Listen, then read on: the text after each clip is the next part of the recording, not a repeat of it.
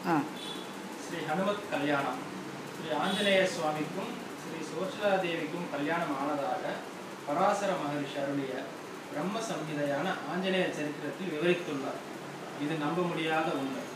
ஏனென்றால் ராமாயணத்தில் அனுமனை பற்றிய முழு விவரம் இருப்பதற்கு வாய்ப்பில்லை.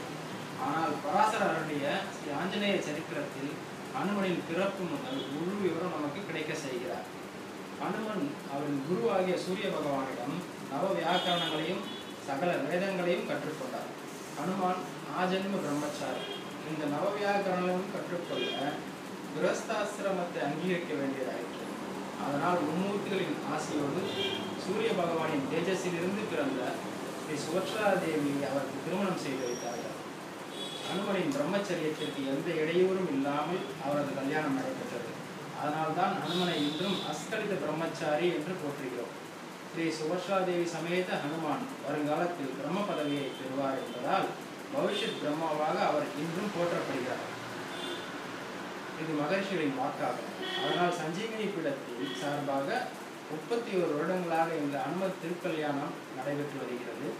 இதை அனுமன் மாதாஜி அவர்கள் சிறப்பாக செய்து அனைவரையும் பங்கேற்க வைத்து இதில் அனுமனின் அருள் அனைவருக்கும் கிடைக்க வேண்டும் என்று அவர் செய்து கொண்டிருக்கிறார்.